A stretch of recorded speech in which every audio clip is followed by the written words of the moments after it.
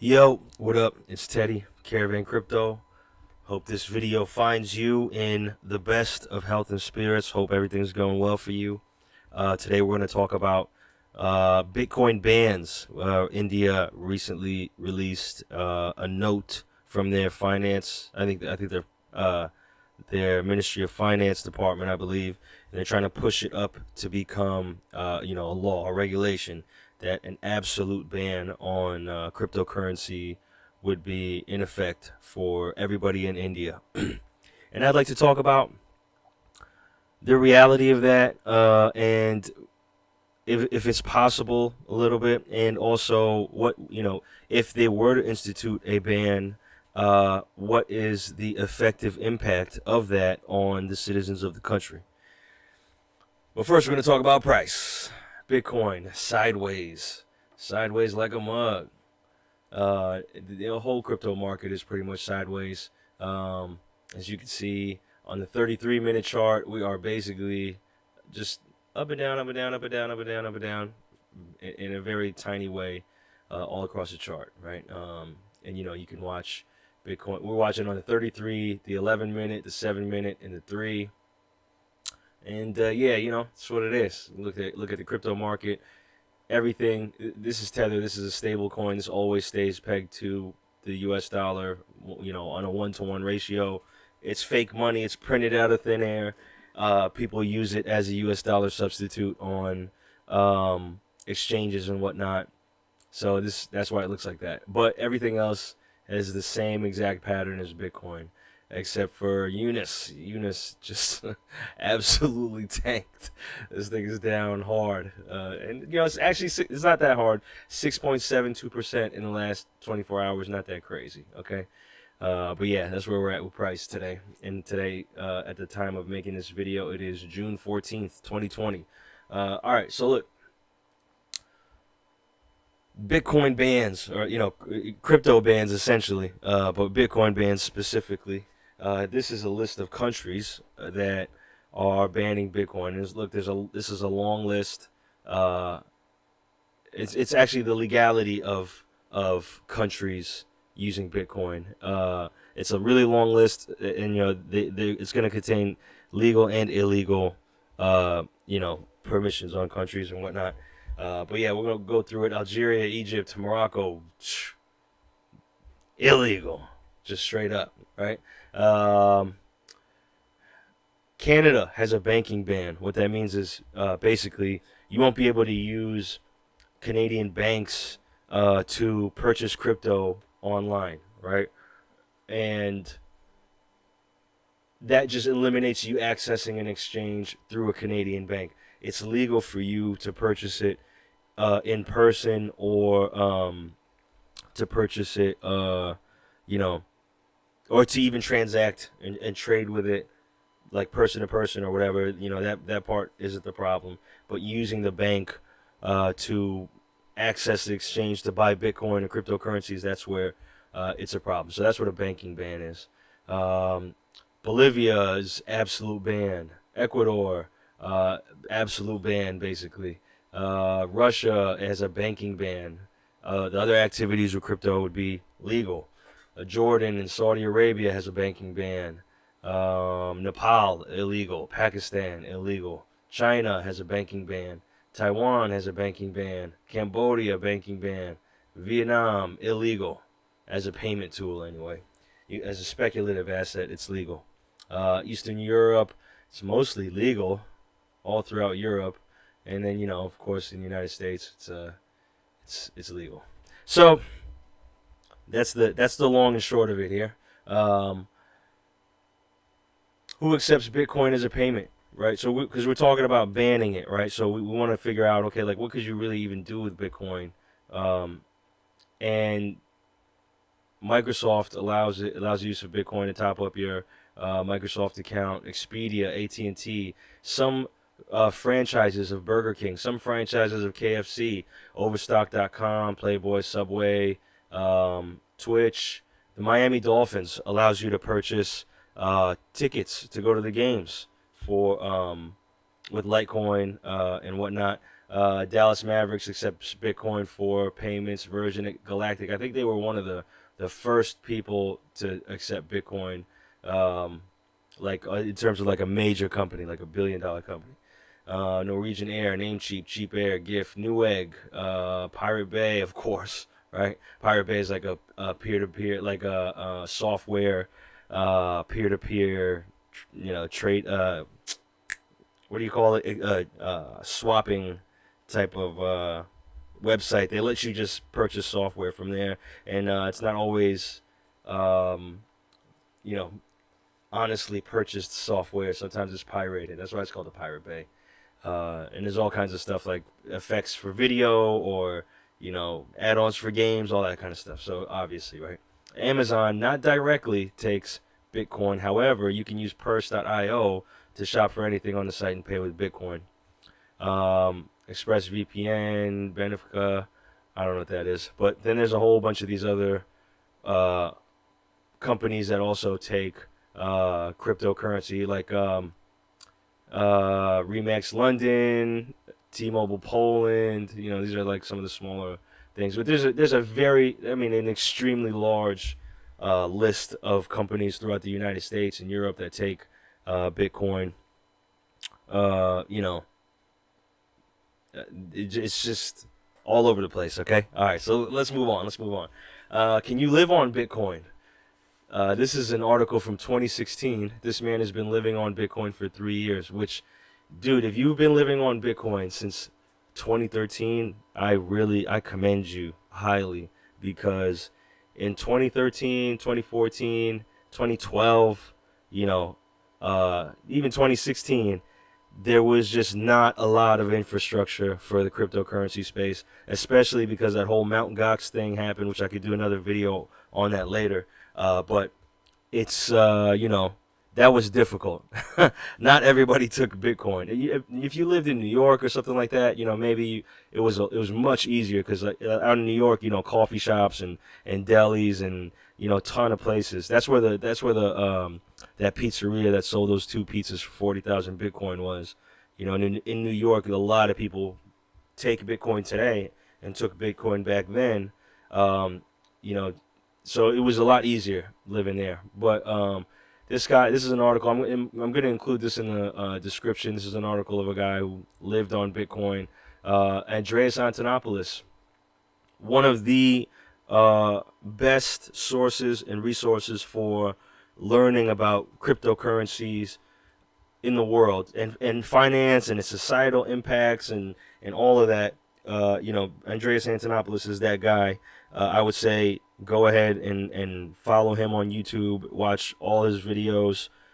He's got a lot to say. He gets paid in Bitcoin exclusively and other cryptocurrencies exclusively. Doesn't take cash. He gets flown around the world to speak at many corporations, many universities, lots of conferences. He keeps it all the way real.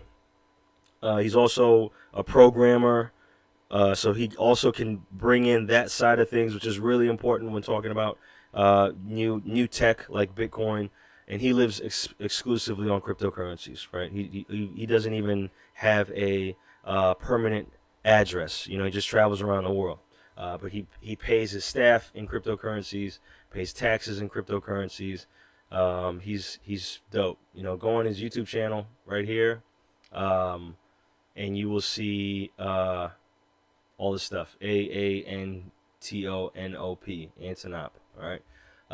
Here, I wanted to show you this video because I think it's a really good video. It's a good. It's just a video that you should see. Okay, so I'm gonna play it. Oh, sorry. I didn't put the. Sorry. Первый вопрос: будет ли у России какая-нибудь своя криптовалюта? Второе: будет ли это как-нибудь контролироваться государством? И в-третьих, считаете ли вы, что в ближайшем будущем криптовалюта полностью? Okay, you know what? I forgot that it's in Russian, so I'm gonna play this and then I'm gonna read the subtitles. Okay. All right. So this is Vladimir Putin, and he's like being interviewed by this guy, right? Don't know who this guy is. First question is whether Russia will have its own cryptocurrency. Second question. Sorry, moved a little fast. Second question is whether it's going to be regulated somehow by the government, right? And then Vladimir Putin says, or third, do you think it will in the near future replace the standard money we use today? And this was a very intelligent answer. Well, the question that you're asking is formulated incorrectly because Russia having its own cryptocurrency is impossible by definition. Okay? Because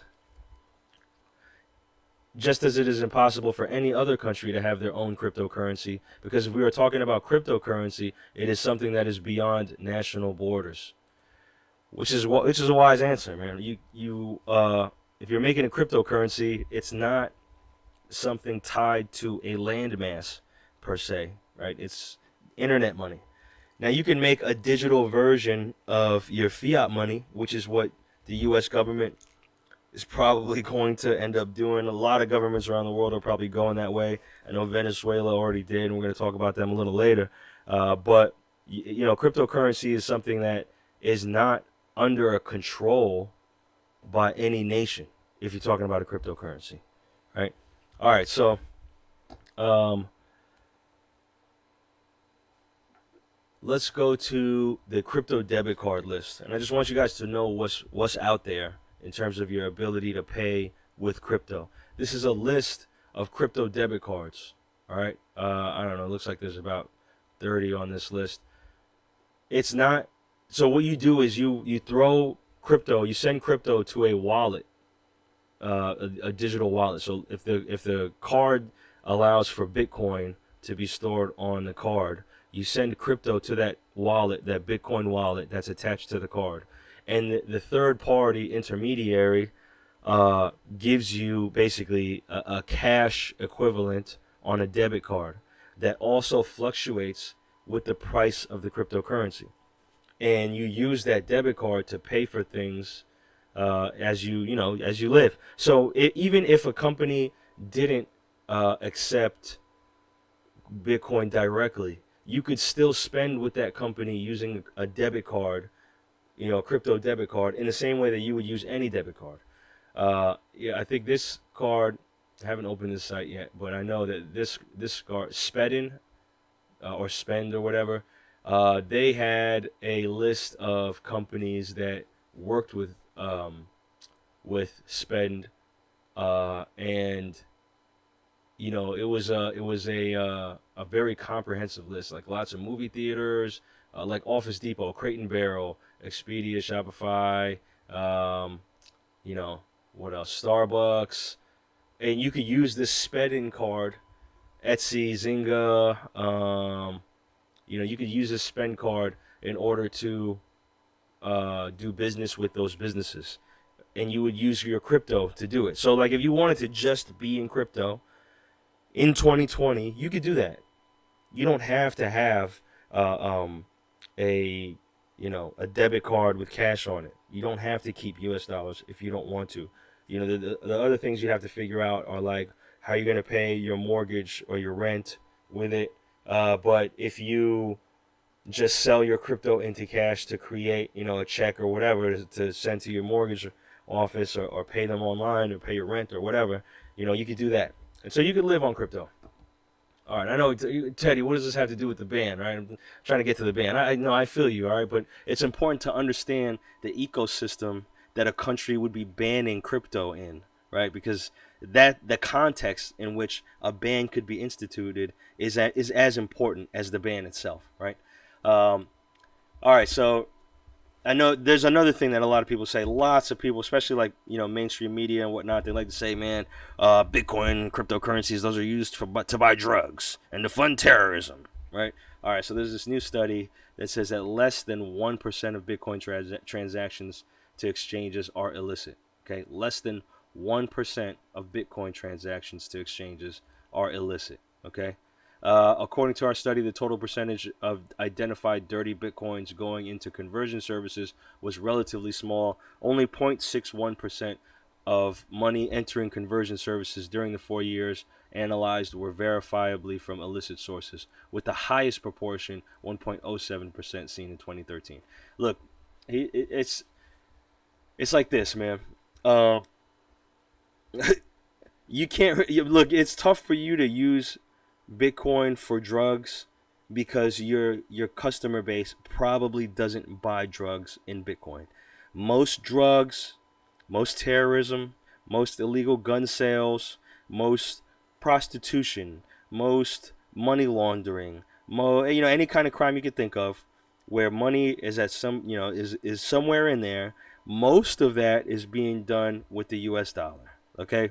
Well, across the world by an extremely wide margin, most of that is being done with dollars, right? Fiat money, okay? So let's just get that out of the way, because some people might think, Teddy, well, crime and terrorism, and that's why a country has to ban it. And I would highly disagree with that. Okay, it's just not a practical reason for why you would ban Bitcoin. Okay, now so what does an absolute ban actually mean? Okay, look, the way Bitcoin works is I download an app. I either pay on an exchange or I pay somebody. They send me Bitcoin, and I make sure that the Bitcoin ends up in the app that I downloaded, in my wallet that I downloaded. Okay, the app has to the Bitcoin has to end up there. Once it is there in my wallet, there's nothing anybody could do about it. I could send it anywhere I want to send it. I could do anything I want with it. Nobody can stop it. Okay, so when a country institutes an absolute ban, all that means is that you can't use that country's banking system to purchase cryptocurrencies. That's all that effectively, that's all that means. Okay? Because you can't stop somebody from making a transaction for cryptocurrencies in person or even through the web. You can't do that. You can't stop it. Like, you don't know, somebody could say, "Okay, I'm buying sneakers off of eBay for $400," and they're really buying Bitcoin, or they're really buying crypto. You can't even stop drug transactions in prison. What makes anybody think that they could stop digital transactions out in the free world? It's impossible. Okay, so yeah, like, you can't send a transaction. Like, yeah, legally, you couldn't send I can't send a transaction from one person to another. I can't receive a transaction. I'm not allowed to purchase crypto from anyone, but I'm not allowed to mine Bitcoin or crypto from anyone. However, nobody would know any of that. No, nobody would have any idea that that's going on. Like, no government is able to know what apps you have on your phone, and there's no way to track if you use an app or not. And downloading the app isn't illegal. And there's hundreds of apps for creating a Bitcoin wallet or an Ether wallet or a Monero wallet, which is an actual private coin. And to think that a beat cop would know what one of those apps is anyway, if they did see it on your phone, it's crazy. And if it's not illegal to download the app, it's just illegal to have the cryptocurrency. Then they need to have a password to get into your phone, and then a password to get into the app, so that they could see your balance of Bitcoin or crypto on your wallet, right? It's just not practical to ban cryptocurrencies. Like, you just can't do it, right? Okay, so what effectively happens when applying a ban to a country? Actually, before we get to that,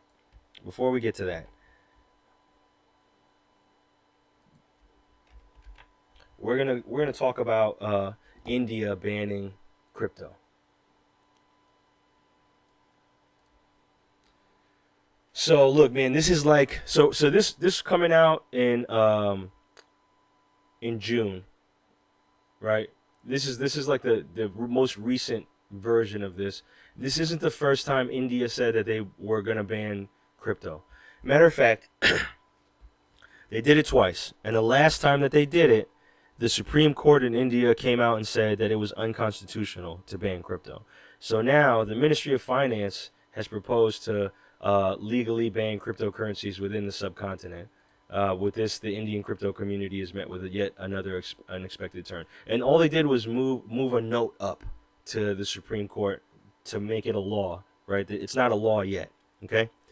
But this is now would be the third time that they've banned cryptocurrencies. And last time, so the initial time, they said that they didn't ban cryptocurrencies. They just banned using the banking system. It was a banking ban, right? But they weren't very clear about that, and so the entire country thought, and many people who were in the crypto space within the country thought that it was an outright ban. Then they tried to ban it again, and the Supreme Court said it was unconstitutional. Now they're coming with this new way to ban it. Now, why would they want to ban this, right? I mean, it just doesn't make any sense. Let's look at another country that tried to ban Bitcoin, right? This is in 2017.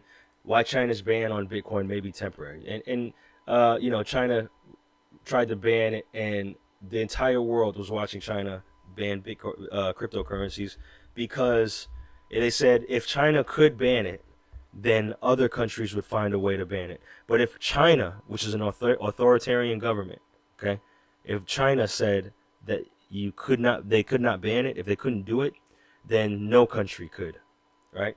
And yeah, so they instituted a ban, and you know what we saw? Because we could track where the activity on the blockchain is coming from, and we saw even more activity coming out of China on the blockchain for Bitcoin and other cryptocurrencies. We saw that because, yeah, China instituted a ban, but when you're talking about the value of people's wealth or assets, or even the opportunity for their social mobility, people would risk liberty and life and limb to go for that. You know what I mean? To pursue that. And so that was January. That was September 25th, 2017. Now in August 3rd of 2019 of last year. Okay. We have an article that came out, right? Yesterday, the Bank of China posted up an article about Bitcoin. They explained how BTC works, why the price is going up, and why it's valuable. I never thought I'd see that happen, and we really didn't. We really, when this came out, everybody was shocked. I mean, absolutely shocked. And we were shocked because not only because it happened, because that was shocking in and of itself, but then they produced this pamphlet, this digital pamphlet, and the way that this looks, and this is from the Bank of China, so this is going out to everybody. Okay, this is from the Bank of China, and it says, I don't know what it says.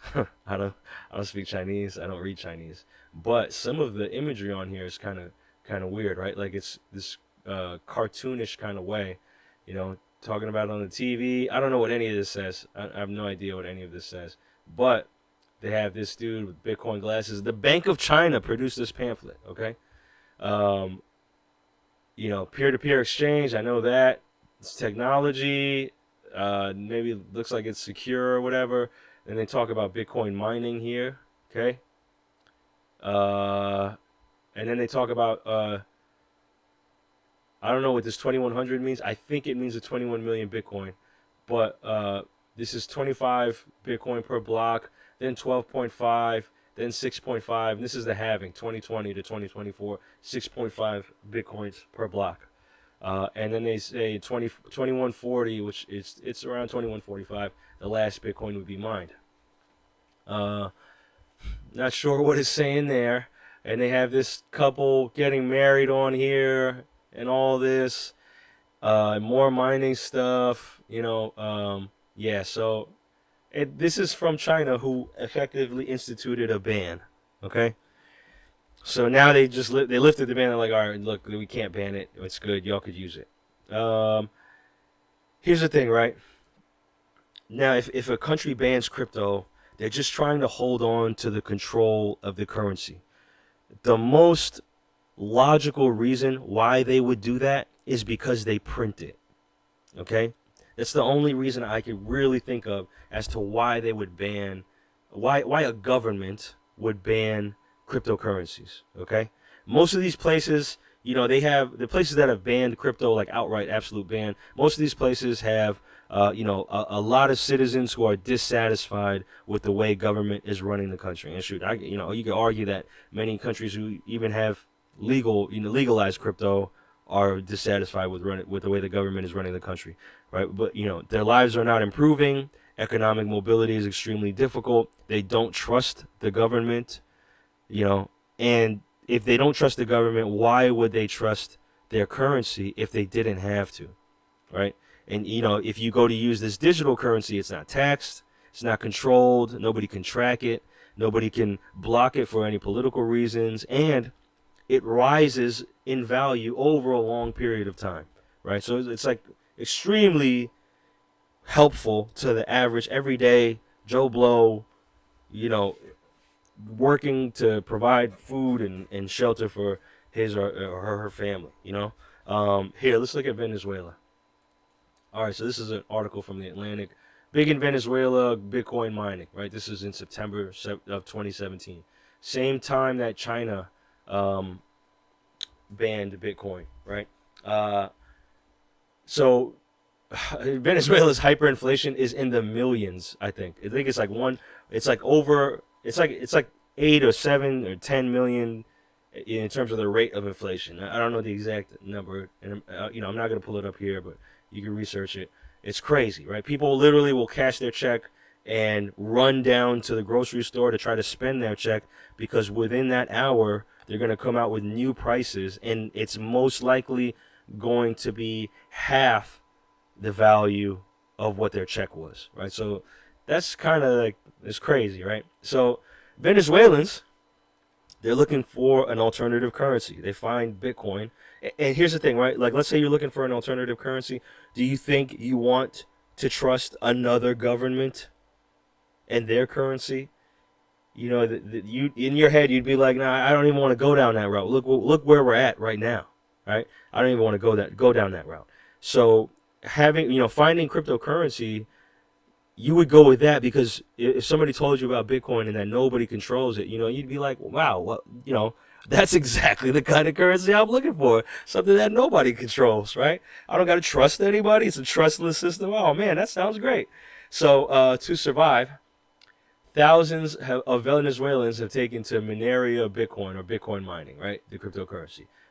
Lend computer processing power to the blockchain, and you will be rewarded with Bitcoin, right?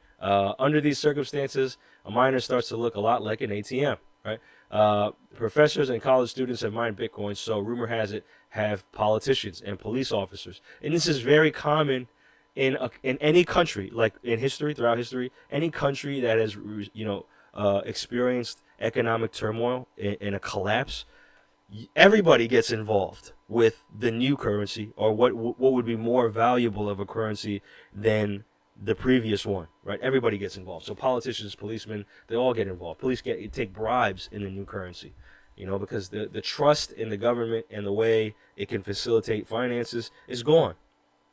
All right. So Maduro has begun cracking down on mining operations, apparently finding them in a convenient political scapegoat, much as he calls those who seek profit off inflation capitalist parasites, right? Yet trading Bitcoin is still condoned, right? So it's a weird gray area, and as a result, because Venezuela has no cryptocurrency laws, police have arrested mine operators on spurious charges. The first target, Joel Padron, who owns a courier service and started mining to supplement his income, was charged with energy theft, possession of contraband, and detained for 14 weeks. And since then, other Bitcoin rigs have been seized. In many cases, rebooted by corrupt police for personal profit. Okay, there's another thing I'd like to note too. Venezuela's most resourceful miners, in fact, are moving on to a new inflation buster, the cryptocurrency ETH or Ethereum. The profit margins are higher, and more important, the risk factor is much lower. Mining Ethereum or Bitcoin is pretty much the same principle, using free electricity to generate cash. One Venezuelan miner told me, but ETH mining is more affordable. All you need is free software and a PC with a video card. Any police officer is easily fooled into thinking your ETH miner is just a regular computer. All right. And this is a nice glimpse into like what would a ban actually look like? Like, to police officers, can they really find out who's mining? No, they really can't. They really don't know who's mining. All right. So that was 2017. In April, it says September 2017, April 9th, 2018. Check this out. The Venezuelan National Constituent Assembly, ANC, has approved the draft constituent decree on crypto assets and the petro, which is the digital dollar for Venezuela. The country's government announced last week. The decree was presented to the ANC by Vice President Tarek El Al-Sami, the superintendent of cryptocurrency, confirmed. We are making history with the approval of the decree on crypto assets and the cryptocurrency El Petro. Nothing can stop the impulse of our country.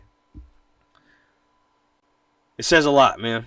That says a lot. Look, if you're in a country like a third world country, I want you to imagine this scenario, right? Whether it's legal or not.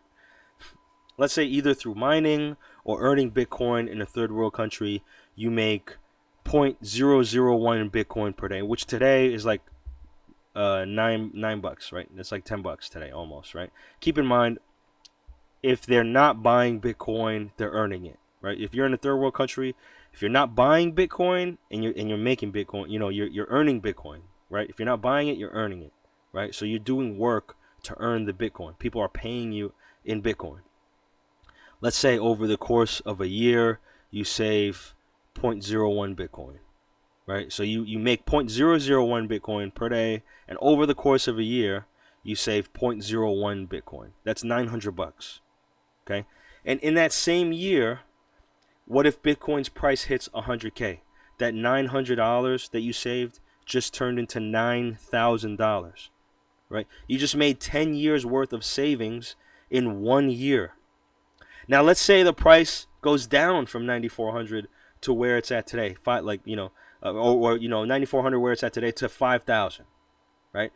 That means on the daily, as you earn Bitcoin, you earn more Bitcoin. Yeah, the dollar value amount is less, but essentially you get more Bitcoin. And we all know, Bitcoin's price doesn't stay down forever. Okay, it fluctuates, and we're at 5,000, which is crack prices right now.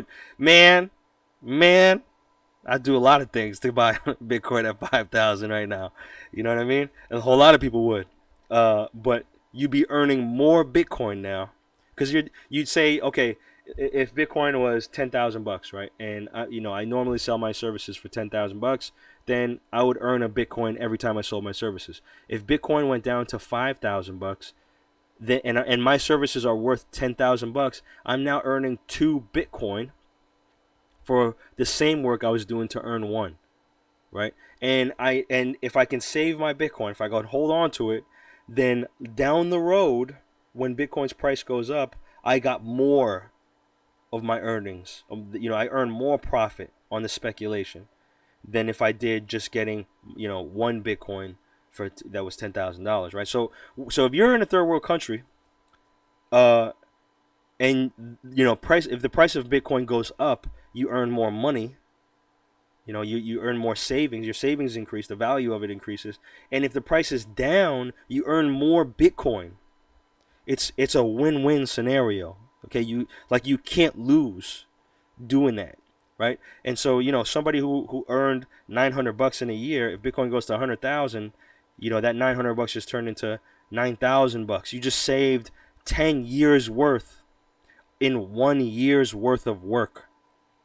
This is amazing. Okay, this works wonders for people in third world countries. And look, if you're having a tough time understanding this, people in third world countries get it.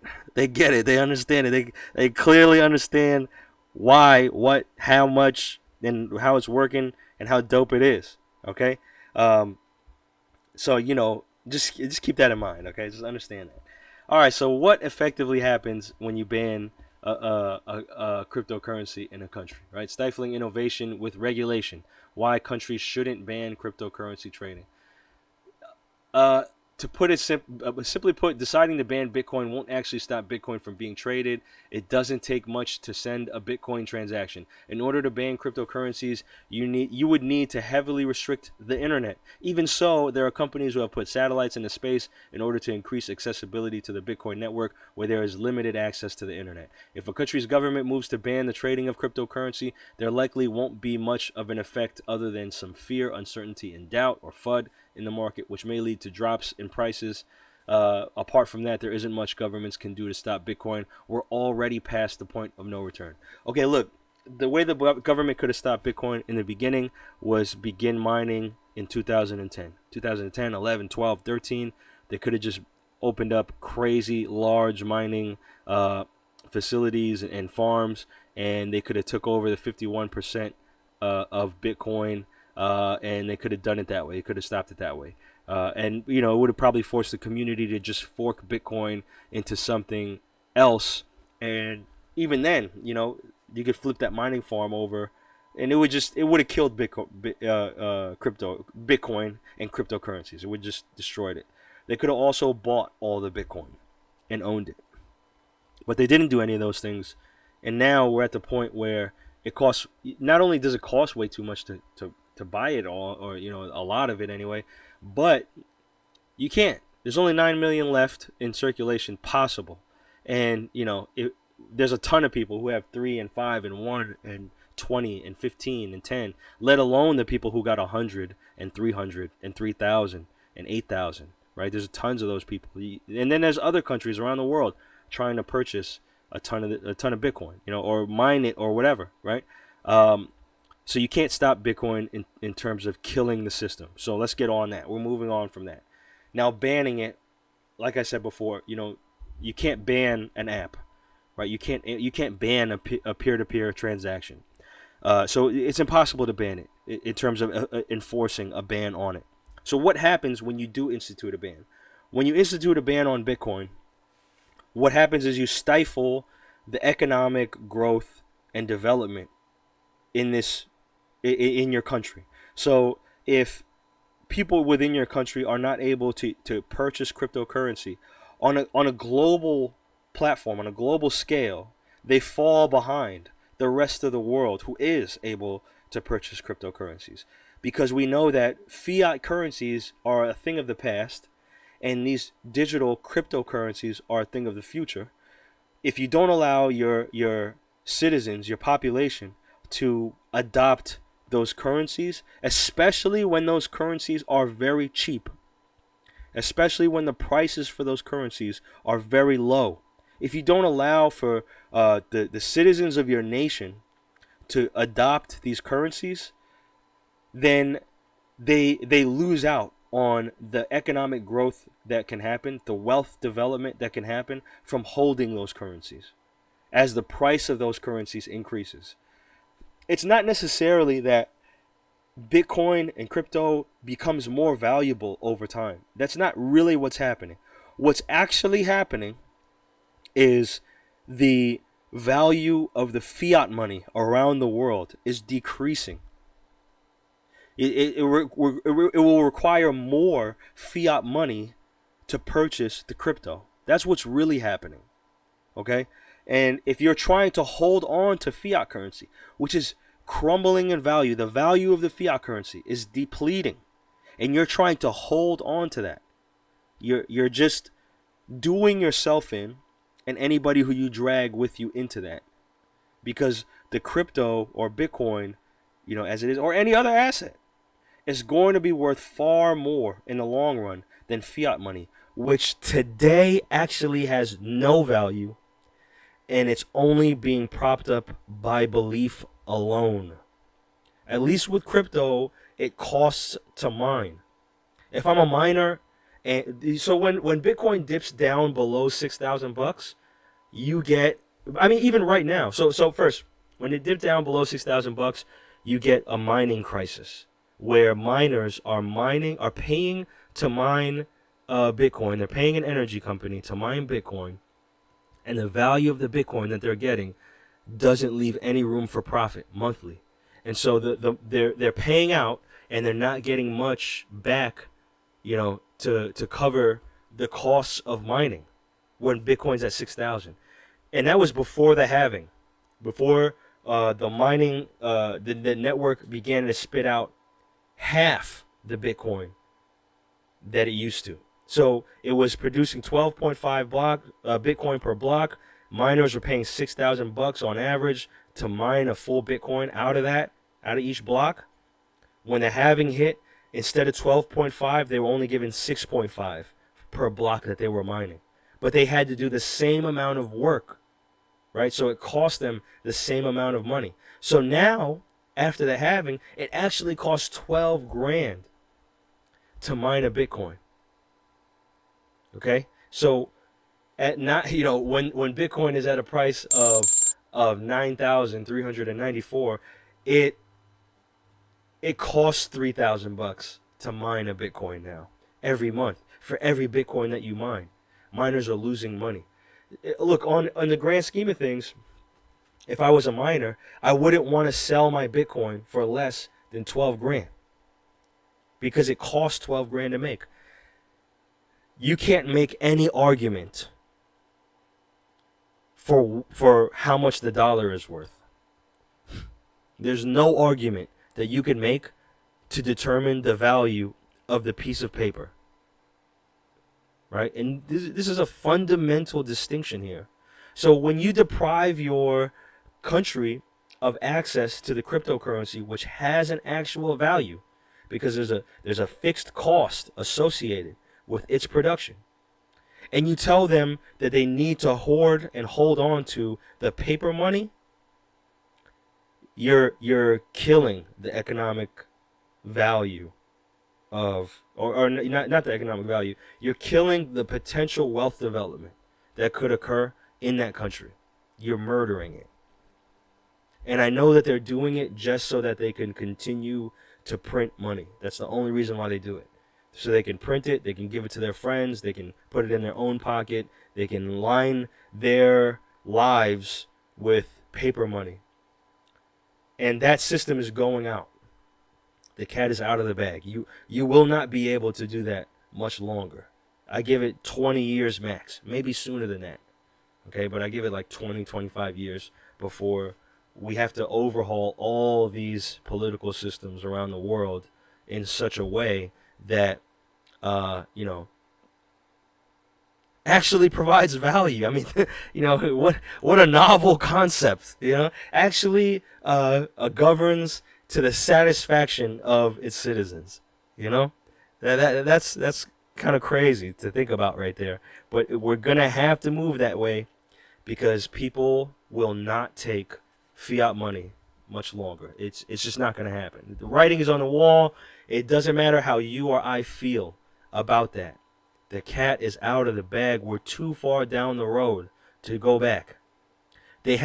Governments had plenty of opportunity, and they tried. China invested several billions of dollars into hacking Bitcoin, and they couldn't do it. They could not do it. So, what does a ban mean? It means very little in terms of its effectiveness, but it means a whole lot in terms of stifling, the potential wealth, future wealth of a country. If you're a third world country like India, or if you're a developing nation, yeah, it's like a government ban on Bitcoin is devastating to you guys, because you don't have the opportunity to take advantage of the greatest transfer of wealth that has ever existed, that has ever been, short of the transatlantic slave trade and the pillaging of Africa. Short of that, okay, this is it. This is, man. If you're watching this video right now, you have an opportunity to take advantage of this transfer of wealth. It's going to occur. Don't take my word for it. Do your own research. Go figure out if what I'm saying is true. If it's not true, correct me. Point me in the right direction if it's not true. But it's either I'm in way over my head and I have no idea what I'm talking about, or there's something to this market, this new technology. It's either one or the other. All right? And if I don't know what I'm talking about, if I'm just a crazy person, you don't have to pay me no mind. But if there's some truth to what I'm saying, then I think it's worth you looking into if you haven't yet. So yeah, please like, comment, subscribe. Hope you found value in this video. Hope I provided some kind of value. And till we meet again. All right. I hope everything goes well for you. Hope you have a great day, great afternoon, great evening.